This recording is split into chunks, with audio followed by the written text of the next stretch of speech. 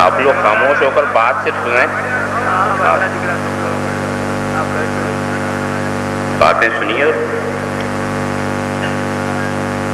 ہاں تو میں عرض کر رہا تھا کہ جب ہر بدعت گمراہی ہے تو ہر بدعتی گمراہ۔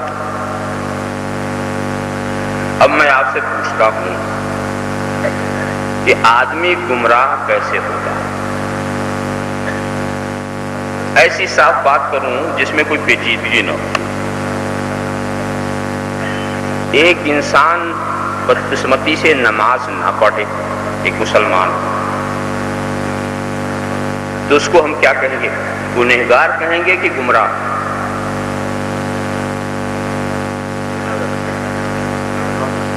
عمل کی خرابی سے انسان گمراہ نہیں ہوتا، عمل کی خرابی سے انسان گنہگار ہوتا۔ جو آپ پر فرض ہے آپ نے وہ نہیں کیا، آپ گنہگار ہوئے۔ گمراہ کوئی نہیں ہوتا۔ اب برا اگر عمل ہو تو اس سے آدمی گنہگار ہوگا، عاصی ہوگا، اور گمراہ ہوتا ہے عقیدے کی خرابی سے۔ اگر عقیدہ خراب ہے تو گمراہ۔ تو کل بدعت ضلالہ، ہر بدعت گمراہی ہے۔ واضح اشارہ ہے کہ یہاں بدعت سے وہ بدعت مراد ہے جو گمراہ بناتی ہے، وہ بدعت مراد ہے جو گمراہ بناتی ہے، اور وہ عقیدے کی بدعت ہے، وہ عقیدے کی بدعت ہے۔ ہر نیا عقیدہ گمراہی ہے، ہر نیا عقیدہ گمراہی ہے، ہر نیا عقیدہ گمراہی ہے۔ اور ہمارے پاس جتنے عقیدے ہیں سب پرانے ہیں۔ اللہم صلی علی سیدنا مولانا محمد کما تحب و ترضی بانت صلی علیہ۔ اور یاد رکھو، ہاں عمل نئے نئے ضرور ہے، عقیدہ نیا نہیں ہے، عمل نیا ضرور ہے۔ ایصال ثواب کا عقیدہ یہ نیا نہیں ہے، ایصال ثواب کا طریقہ یہ نیا ضرور ہے۔ میں عمل کے نیاپن سے انکار نہیں کروں گا۔ اللہ کے رسول کا ذکر کرنا، ان کا چرچا کرنا، ان کی شوکت کے پرچم کو لہرانا، یہ چیز پرانی ہے، مگر اس ڈھنگ سے کام کرنا یہ نیا۔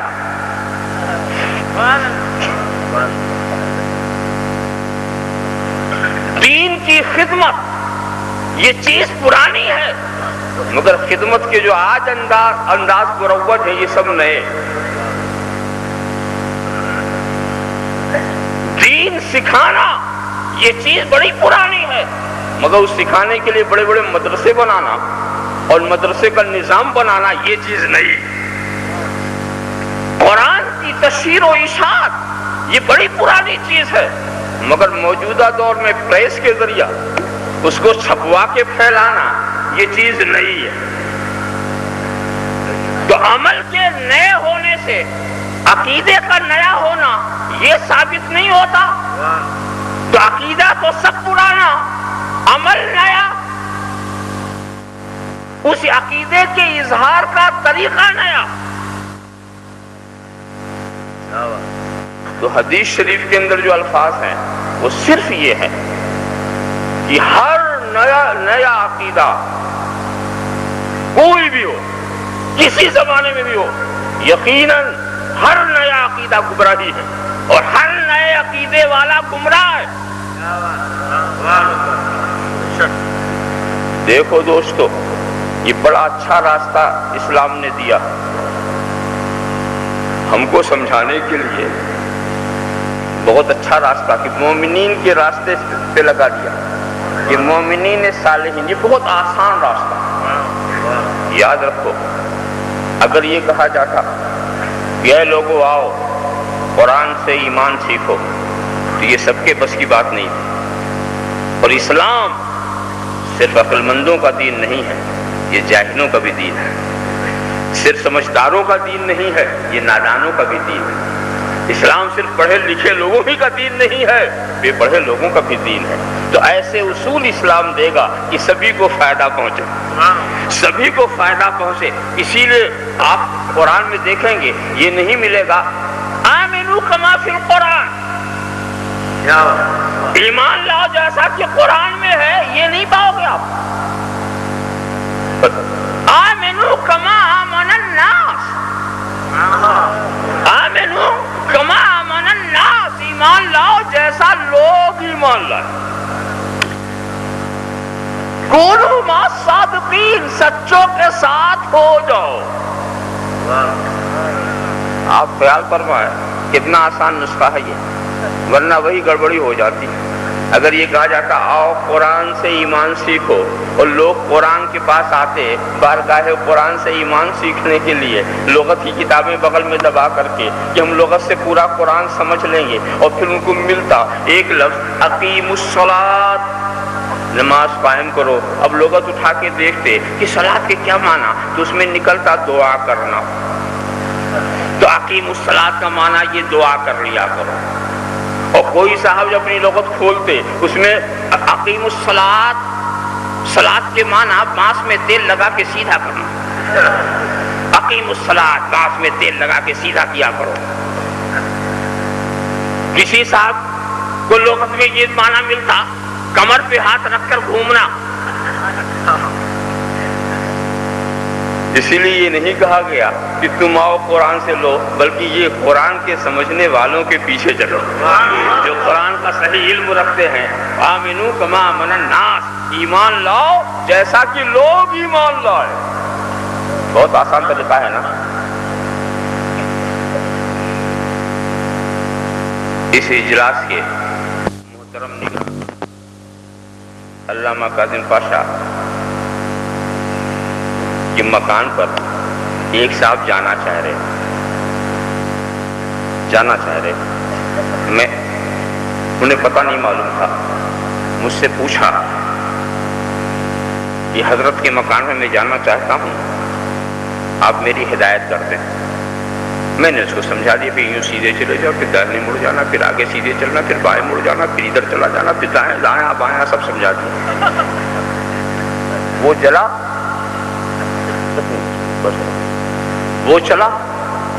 تو جہاں دایاں مڑنا تھا بایاں مڑ گیا۔ رات بھر حیدرآباد کا چکر کاٹتا رہا، مکان نہیں پہنچ سکا۔ ایک طریقہ یہ تھا، اور ایک طریقہ ہم نے یہ کہا کہ دیکھیے ان کے صاحبزادے جا رہے ہیں نا، انہیں کے پیچھے چلے جاؤ، پیچھے چلے۔ نہ دایاں بتایا نہ بایاں بتایا، نہ دایاں بتایا نہ بایاں بتایا۔ اب آپ پیچھے جب چلے ایک دوسرے سے ہمیں بھی جانا تو تو اس کے پیچھے چلا جا، تو اس کے پیچھے چلا جا۔ اس نے کہا حضرت وہ تو خود ہی آپ سے پوچھ رہا تھا، وہ تو خود بھی نہیں جانتا۔ نہیں وہ تو نہیں جانتا، مگر جاننے والے کے پیچھے جا رہا، وہ تو نہیں جانتا مگر جاننے والے کے پیچھے چلا جا رہا۔ اب اس کے بعد تیسرا آیا تو ہم نے دوسرے کے پیچھے لگایا، چوتھا آیا تو ہم نے تیسرے کے پیچھے لگایا، پانچواں آیا ہم نے چوتھے کے پیچھے لگایا، بس چلے جاؤ۔ اور سب کو ایک ہی نصیحت کی، نظر ہٹنے نہ پائے، قدم رکنے نہ پائے، اگلے سے نظر ہٹنے نہ پائے،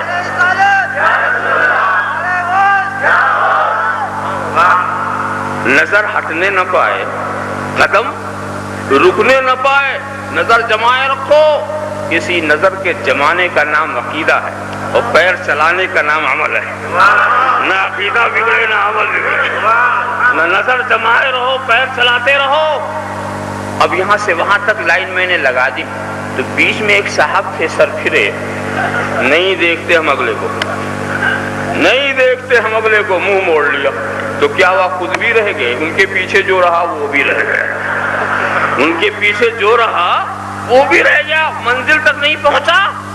اسی لیے جب تم کسی کے پیچھے چلو تو پہلے یقین کر لو، دیکھ لو کہ وہ اگلے پہ نظر جمائے ہے کہ نہیں، اس کی نظر خواجہ خواجگان پر ہے کہ نہیں، اس کی نظر غوث جیلانی پر ہے کہ نہیں، اس کی نظر آقائے سہروردی پر ہے کہ نہیں، اس کی نظر مولائے نقشبند پر ہے کہ نہیں، اس کی نظر شاہ عالم قطب عالم پر ہے کہ نہیں، اس کی نظر صالحین کی طرف ہے کہ نہیں؟ اگر اس کی نظر ان اولیاء کرام کی طرف نہیں ہے تو نہ خود پہنچے گا نہ پیچھے والے پہنچے گا۔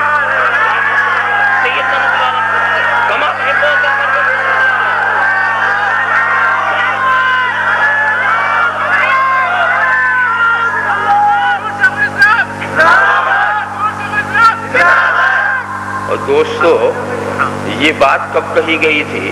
آمنو کما آمن الناس۔ یہ نسخہ تو ہمیشہ کے لیے اچھا ہو گیا، مگر بات کب کہی گئی تھی؟ کچھ لوگ تھے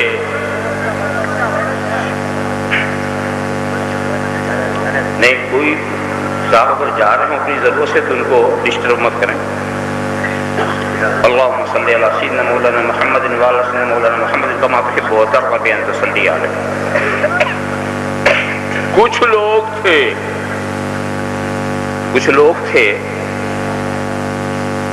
قرآن نے خود ہی کہا وَمِنَ النَّاسِ مَن يَقُولُ آمَنَّا بِاللَّهِ وَبِالْيَوْمِ الْآخِرِ۔ لوگوں میں سے کچھ ایسے ہیں جو کہتے ہیں ہم اللہ کو مان گئے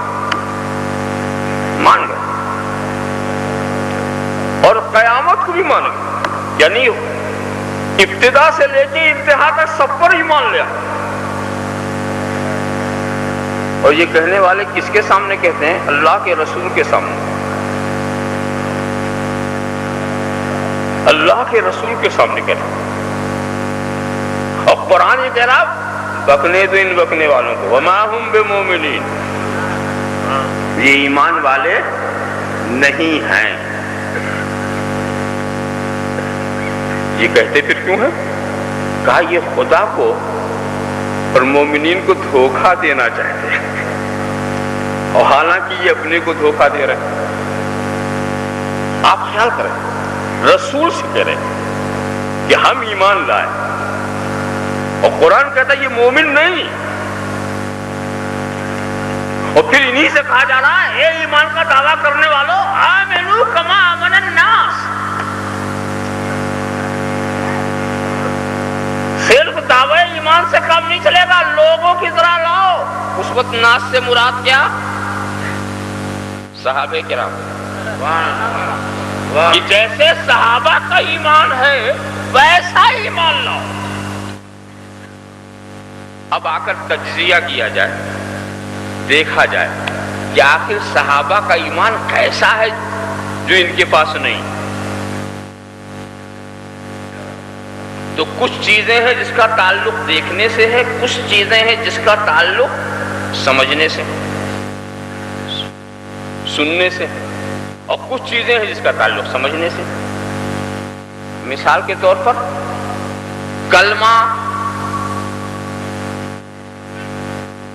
کلمے کی شہادت دونوں جگہ، نماز دونوں جگہ، رسول کی اقتداء کرنا دونوں جگہ،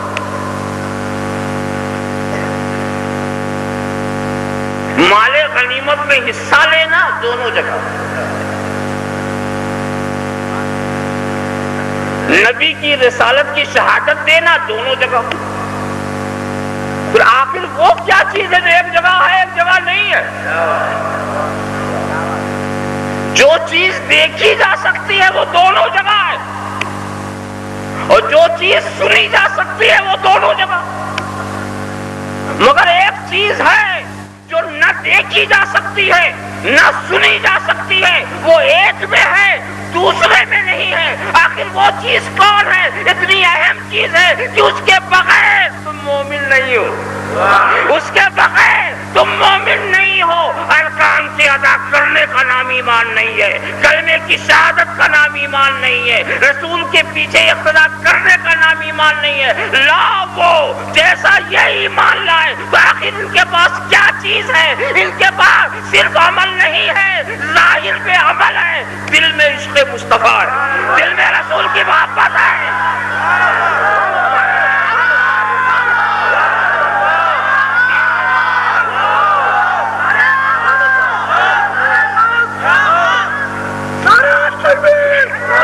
صلی اللہ علیہ نبی الامی صلی اللہ علیہ وسلم، صلاۃ و سلام علیہ کہ یا رسول اللہ نماز پڑھو مگر محبت والی، روزہ رکھو مگر محبت والا۔ تو جب محبت والی بات آ گئی، محبت والی بات آ گئی تو یہ چیز صحابہ میں ہے۔ وہ منافقین سمجھتے تھے کہ ہم میں کیا نہیں ہے، وہ سمجھتے تھے کہ ہمیں کس بات کی دعوت دی جا رہی ہے۔ آمنو کما آمن الناس، ایمان لاؤ جیسا لوگ ایمان لائے۔ نہیں لا سکے تو شہادت بھی دی تو خدا نے کیا کہہ دیا، اے محبوب کہنے کو تو یہ شہادت دیتے ہیں مگر یہ جھوٹے ہیں، یہ جھوٹے ہیں۔ دیکھیے قرآن نے جب ظاہر کر دیا، آپ سوچ لیجیے، آپ سوچئے اس زمانے میں بھی ایسے ہو سکتے، جس سے بہتر کوئی زمانہ نہیں تھا، جس سے بہتر اب آپ کے زمانے میں ایسے نظر آئے تو تعجب کیا۔ اس زمانے والے کی سے بھی قرآن کہہ رہا تھا آمنو کما آمن الناس، اور اس زمانے والے کو بھی یہی ہدایت ہے آمنو کما آمن الناس، کما آمن الناس۔ محبت یہ اور بات ہے کہ سرکار نے اپنے زمانے میں جب تک رعایت کرنی تھی کیا، اور بعد میں جب رعایت اٹھا لی تو ایک ایک کو ہٹایا، ایک ایک کو نکال دیا، اور بڑے انداز سے نکالا۔ کہاں سے نکالا؟ مسجد سے نکالا۔ کس دن نکالا؟ جمعہ کے دن نکالا۔ اور کیسے نکالا؟ ممبر پر سے۔ اور ایک ہی کو نہیں نکالا، ایک ہی ساتھ 36 آدمی۔ اور کیسے نکالا؟ اخرج یا فلاں فإنک منافق۔ ابھی تک تو رعایت تھی، ابھی تک تو رعایت تھی، مگر اب خبیث و طیب کو الگ کیا جائے گا۔ اخرج یا فلاں فإنک منافق، اے فلاں ٹوٹ جا تو منافق ہے، اے فلاں ٹوٹ جا تو منافق ہے۔ اور جس کو نام حضور لے رہے اٹھتا جا رہا، جس کا جو نام لے رہے ہیں اٹھتا چلا جا رہا ہے۔ اب اس کے بعد مگر کسی کے وہ ہوشیار بہت تھے، اس دور والے بڑے ہوشیار، منافق بھی تھے مگر بڑے ہوشیار، الجھے نہیں رسول سے، الجھے نہیں، بحث نہیں کی، تکرار نہیں کی، ورنہ کہہ سکتے تھے یہ اللہ کے رسول ہم تو آپ کا کلمہ پڑھتے ہیں، نماز پڑھتے ہیں، اس پیچھے اقتداء کرتے ہیں، یہ کرتے ہیں، وہ کرتے ہیں، ہماری پیشانی پہ کہاں لکھا ہوا کہ منافق ہے؟ کہاں لکھا ہے؟ آپ کیا جانیں دل کی بات، آپ کیا جانیں دل کی۔ ارے تعجب کی بات، اس وقت منافق میں بھی ہمت نہیں تھی کہ رسول کے علم و غیب کا انکار کرے، اس وقت منافق میں بھی یہ ہمت نہیں تھی۔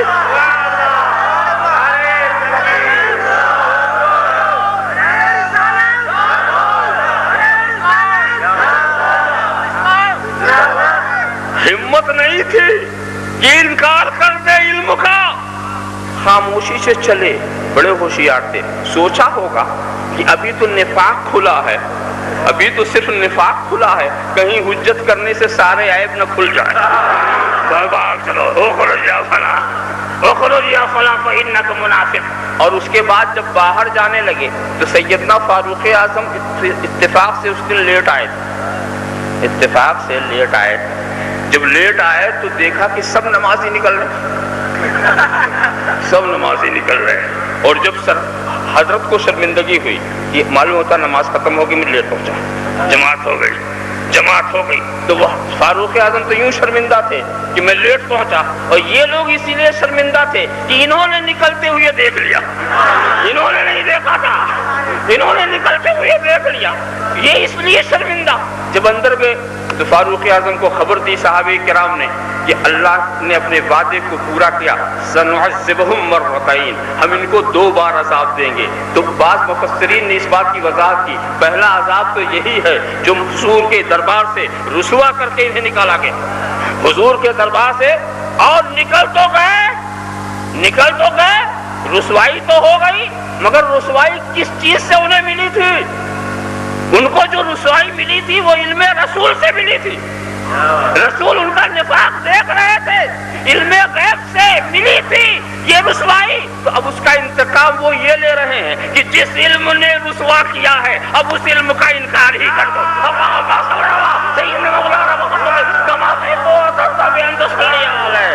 لہذا تھا چینوں کے ذہن میں یہ بات ڈال دی گئی کہ بھئی رسول کو غیب کا کیا پتا، رسول کو غیب کا کیا پتا، اس لیے کہ اگر رسول کے غیب کا علم ہو گیا تو ہم کو منافق بنائے گا، ہم کو منافق مانے گا۔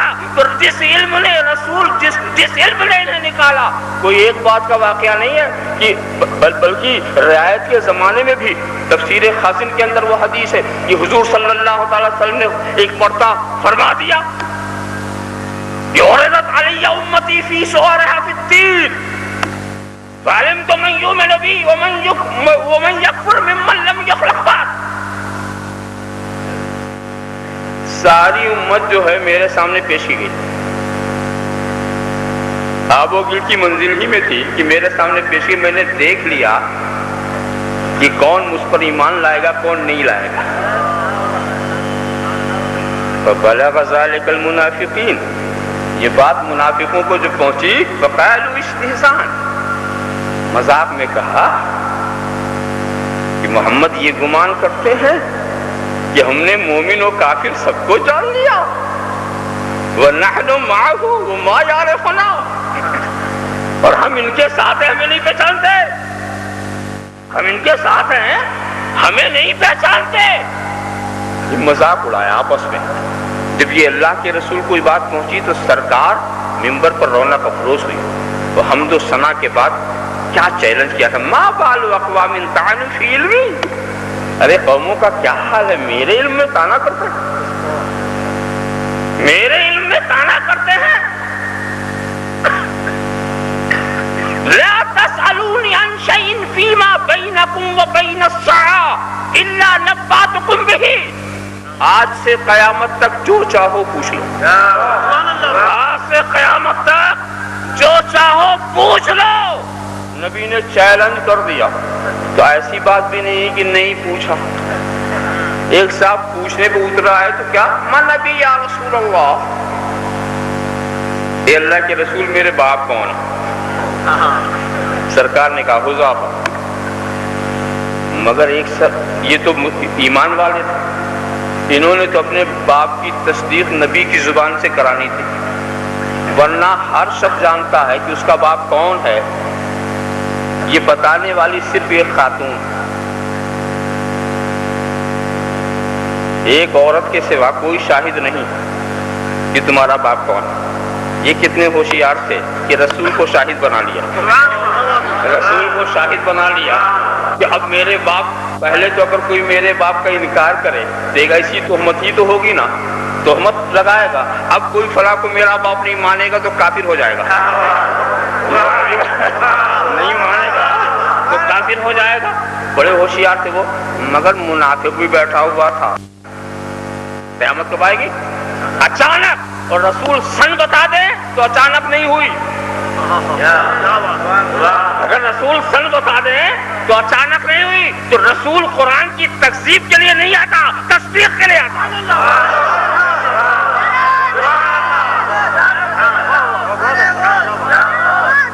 مگر دوستو یہ بات تو ہو گئی نا، مگر آج تو موقع تھا کہ کوئی پوچھ لے، چیلنج کر دیا تھا سرکار نے، یہ نہیں کہا تھا کہ قیامت کے سوا جو چاہو پوچھو، تو موقع اچھا تھا کہ کھڑے ہو کر پوچھا حضور بتائیے قیامت کب آئے گی؟ نہیں پوچھا، کسی نے نہیں پوچھا۔ ارے بھائی ایمان والے نہیں تو کم سے کم منافق تو پوچھ لیتا کہ آج موقع ہے، آج موقع ہے، اس لیے کہ بہت اہم سوال ہوتا۔ قرآن کہتے اچانک آئے گی، اب اگر یہ بتاتے ہیں تو اچانک نہیں ہوتی، تو سوال کرنا کتنا مناسب تھا، اپنا ٹھکانہ تو پوچھ لیا، اور قیامت کا وقت نہیں پوچھا، نہیں پوچھا، خاموش رہے۔ پتا یہ چلا کہ رسول چیلنج بھی کر رہے ہیں اور اپنا یہ اختیار دکھا رہے ہیں کہ اے نادانو، تم میرا علم بھی دیکھ لو اور میری قدرت بھی دیکھ لو کہ تم وہی سوال کرو گے جو میں چاہوں گا۔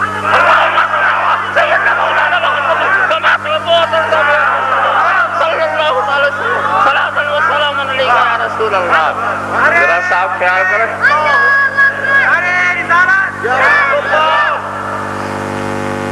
اس بات کو اچھی طرح سے سمجھو۔ اس دور میں، اور یاد رکھو، ان منافقوں کو کوئی چیز کام نہیں آ سکتی، اگر نفاق پر ان کی موت ہو جائے تو اگر ان کی نماز خود سرکار بھی پڑھا دے تو بھی ان کے لیے فائدے مند ہے۔ ایک واقعہ ایسا ہوئی کہتا نا، عبداللہ ابن ابی والا رئیس المنافقین، اور جب وہ مرا تو صاحبزادے جو تھے وہ صحابی رسول تھے، انہوں نے معروضہ پیش کیا، سرکار آپ نماز پڑھا دیں۔ نبی کی رحمت تو دیکھیے، وہ جانتے ہیں کہ اس کو نماز پڑھانا فائدے مند جانتے ہیں، مگر خدا نے اختیار دے رکھا ہے، چاہے پڑھائیں چاہے نہ پڑھائیں۔ اب اس اختیار سے نبی کام ہے، نبی اپنے اختیار سے ابھی روکا نہیں، خدا نے روکا نہیں تو اختیار، جب اختیار ہے تو چاہے پڑھائیں چاہے نہ پڑھائیں، چاہے پڑھائیں چاہے نہ پڑھائیں۔ فاروق اعظم بار بار سامنے آتے ہیں، یہ اللہ کے رسول، یہ عبداللہ ابن ابی، آپ اس کی نماز پڑھانے جا رہے ہیں، آپ اس منافق کی نماز پڑھانے جا رہے ہیں، سرکار خاموش چلے جا رہے ہیں۔ تو جس کی منافقت صحابہ بھی جانتے ہوں، سرکار پر اس کی منافقت چھپی نہیں تھی، مگر چلے جا رہے ہیں اور نماز پڑھا بھی دی، اور جو کپڑے کو تبرکات میں شامل کرنے کی خواہش صاحبزادے نے کی تھی وہ بھی پوری کر دی۔ ہو گئی بات، بعد میں روک دیا گیا کہ اب کسی منافق کی نماز مت پڑھانا، اب کسی کی اجازت نہیں۔ آپ سوچو، خدا تو سب کچھ دیکھ رہا تھا، جو چیز بعد میں روکنا تھا پہلے کیوں نہیں روک دیا؟ جو کچھ بعد میں روکنی تھا تو پہلے ہی روک دیا ہوتا، بات تو ختم ہو گئی تھی۔ مگر نہیں دوستو، نبی کا کوئی کام بیکار نہیں ہوتا، عبث نہیں ہوتا۔